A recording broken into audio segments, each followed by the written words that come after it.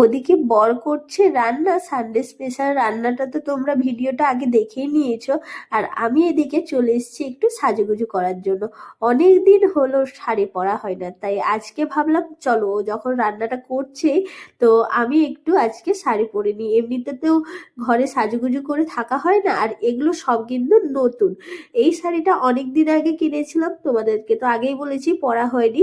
আর এখন পরেছি একটু রিলস ভিডিও বানাবো বলে। আর এদিকে আমি ভিডিও কল করে আমার বোনকে দেখাচ্ছিলাম যে দেখ কেমন লাগছে আমাকে বলতো। ও তখন এই ছবিগুলো ক্যাপচার করেছিল, আর এদিকে আমি এই কয়েকটা রিলস আর ছবি তুলে নিলাম।